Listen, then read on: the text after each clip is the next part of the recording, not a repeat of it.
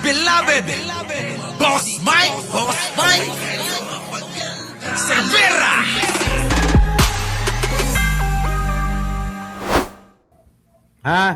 Punta natin si Sulaika. Ano na ba nangyari? Ano bang gagawin ni Sulaika dyan sa hearing? Dumating ba? Kasi may nagsabi sa akin mukhang hindi sisipot talaga. Baka magbago ang isip, Bunny Boy, ano? Tignan natin. Baka magbago ang isip pero sabi, hindi daw dadalo. Si Sara nga, hindi dumadalo Siya pa kaya? Asok! Ayan, mga kababayan ko. Ayan. Upcoming witness. Attorney Sulaika Lopez, Chief of Staff ni BP Sara. Utos na idetine siya sa correctional. Meet sa umano ng pagbabanta ni BP Sara. Ngayon mga kababayan, pakinggan ho ninyo. Ito ho ang naging dahilan ng pagpapatawag kay Sulaika Lopez na di umano'y meron hong masarap na relasyon silang dalawa ni Sara. Sabi nila yan matagal na nating naririnig. Dahil ginamit daw, ayon sa ginamit ng ng depensa, kaya daw nakapagbanta si Sara Duterte na ipapatay si First Lady, ipapatay si Martin Romualdez, at ipapatay ang Pangulong Bongbong Marcos. Kaya daw nakapagsalita ng ganon si Sara Duterte. Ito nga, pang-apat na impeachment complaint kay Sara Duterte, di ba? Mga kababayan, dahil daw may nag-utos daw na idetine siya sa correctional. Yan. So ngayon, kailangan magsalita ni Sulaika. Ito nga, jowa daw ni Sara. Di ba no? Jowa daw ni Sara ito, mga kababayan So ngayon, kailangan niyang magpakita para ma-cross-examination, matanong ng mga hurado at ng prosecution kung totoo ba yung sinasabi niya. Kasi paiyak-iyak pa ho ito, mga kababayan, di ba? Nako! Yan ang naabak. Marami kasing hindi nakakaalam. Nagtatanong, Boss Mike, bakit kailangan pang ipatawag si Sulaika? Boss Mike, bakit darating ba si Sulaika? Boss Mike, anong dahilan bakit kailangan ipatawag si Sulaika? Ang daming ganong mga tanong, mga kababayan. Ngayon, ito ho ang dahilan. Dahil daw, nabanggit sa press con, online press con, online press con ni Sara Duterte kasama si Sulaika na nagmangit-mangit ba? Nagrurungaab siya, di ba? Nagrunga-rungaab. Nag-iyak-iyak ba? Iyak-iyak siya. Ganon, mga kababayan. Nadadalin daw sa correctional. Nagalit, mga kababayan, syuta. Sabi ng syuta daw, mga kababayan, syuta daw. Sabi ng syuta daw, ikaw, Bongbong Marcos, ikaw, Lisa Marcos, ikaw, Martin Romualdez, ipapategi ko kayo! Tao pa ko Galit na galit si Sara, Alam nyo, mga kababayan ko, eto meron akong napansin, baka hindi nyo pa napapansin, Alam nyo naman ako, usi, di ba? Usi ako, Alam nyo, mga kababayan, napansin ko lang, iba ang trato ni Sara Duterte kay Sulaika, no? Bakit kaya? Anong meron? Iba ang trato mga kababayan yung tatay ni Sara Duterte, si Digong, si Rodrigo Duterte, hindi man lang umiyak si Sara, hindi nga natin nakitang, di ba, naging apektado Di ba? Nakita nyo bang apektado si Sara nung hinuli? Pangiti-ngiti pa, di ba? Naalala nyo yung sinabi ni Sara? So, yun, wala na tayong magagawa. Tanggapin na natin na hindi na makakauwi si Digong.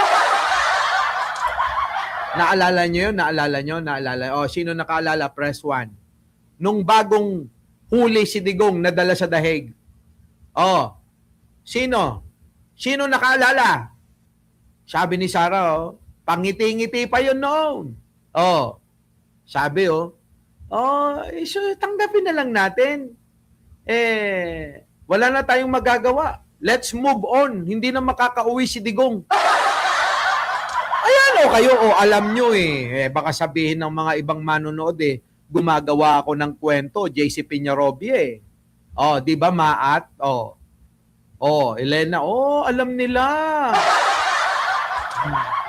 Di ba, Ruby Kuraming, late ka na Mami Bear. Yon, simula na ang hearing, Boss Mike. Nandun na ba si Sulaika? Dumating na ba ang puta?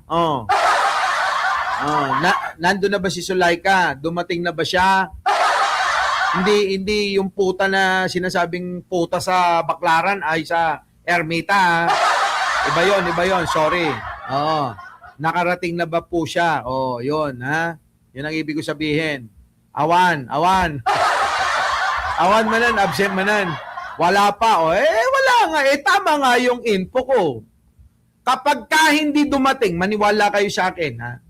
Kapag ka dumating, kapag hindi dumating, tama yung info natin, JC, na hindi talaga dadalo si Sulaika. Ngayon, balikan natin. Balikan natin, ha, mga kababayan, ha. May dala silang rep. May dalang rep? Di ba dapat may sarili silang catering, catering service, bukas pa ata. Di, ngayon yan. Inaantay. Nako, mga kababayan ko. Wala pa, Junjung Castro, ha? Bossing Mike, nakarating na ba? Wala pa nga!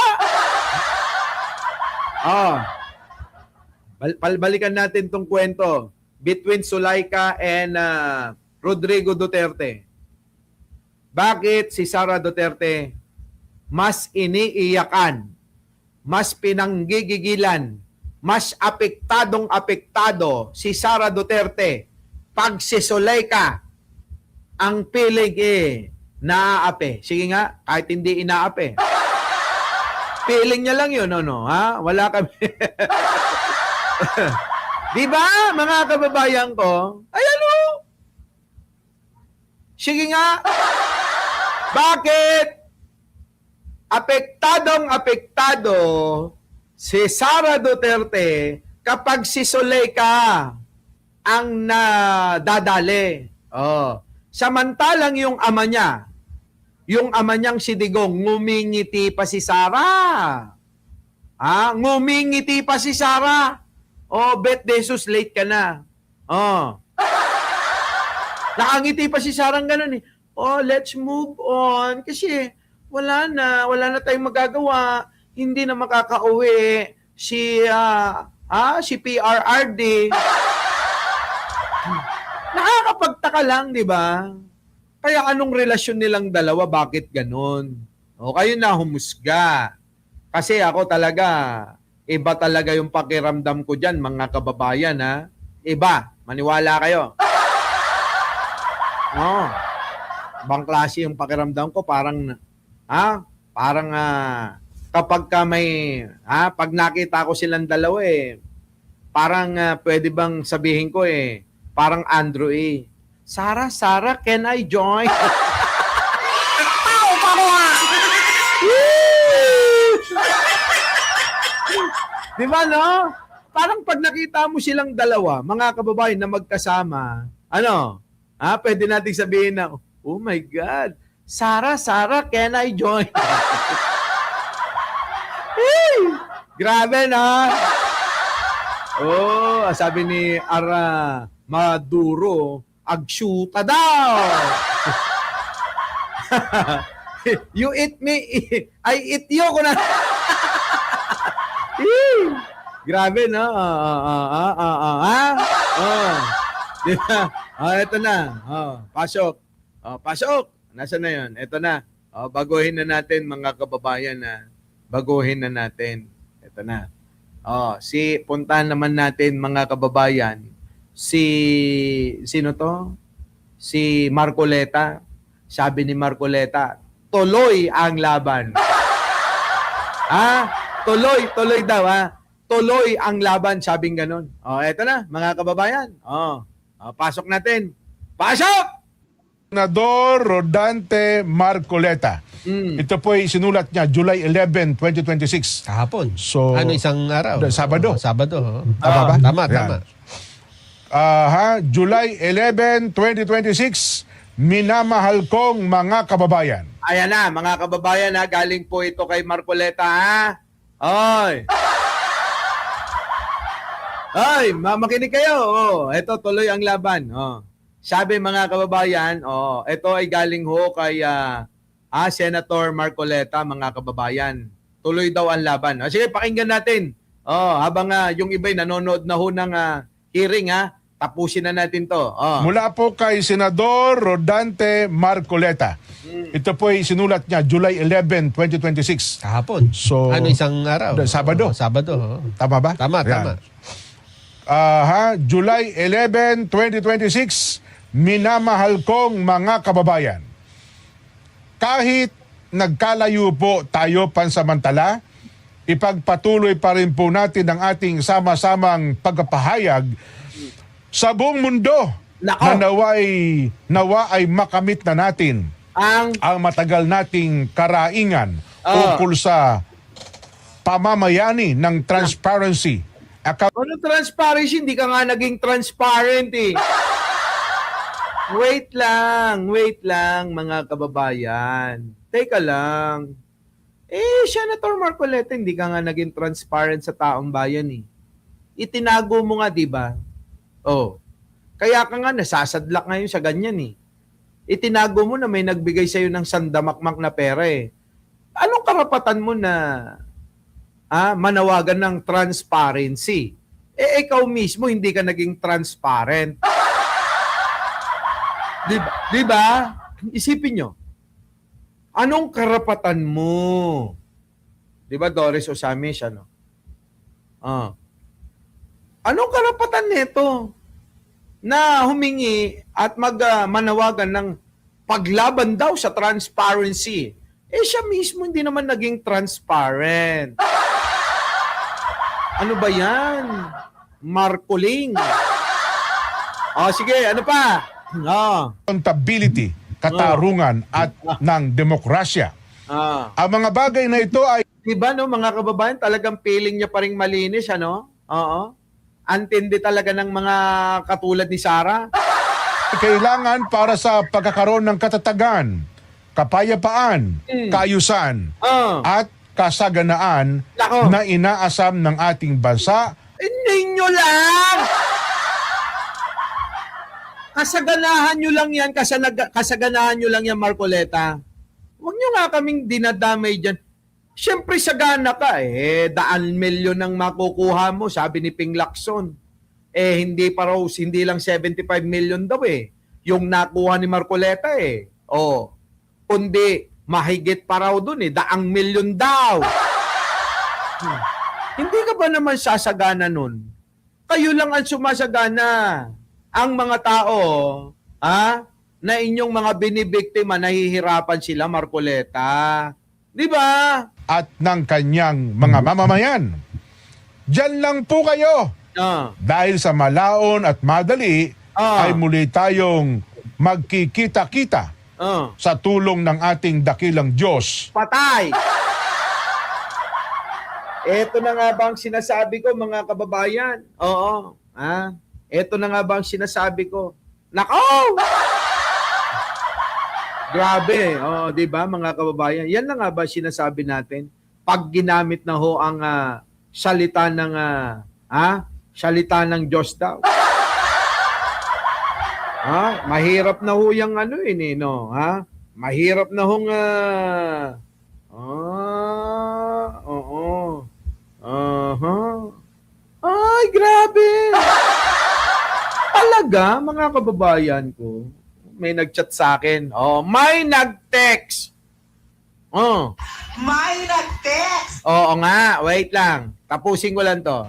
Sa pagmamahal at pagmamalasakit, mahal ko kayong lahat. Grabe, no? Senador Rodante Marcoleta.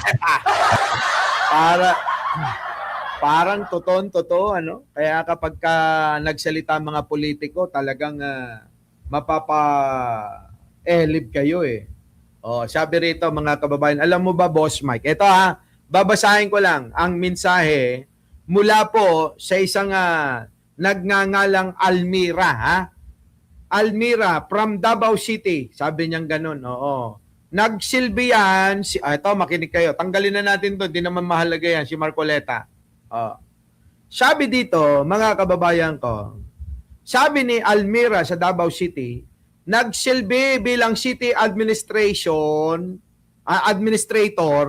yang si Zulaika, sa panahon ni Sara Duterte, ayun, 2010 to 2013, ayun. Yun, nako, ayun. Nagalit daw mga kababayan si Rodrigo Duterte diyan, mga kababayan. Talagang eto daw hong si Zulaika mukhang mukhang kontra si Digong. Di ba? Nako. Ang dami daw ginawang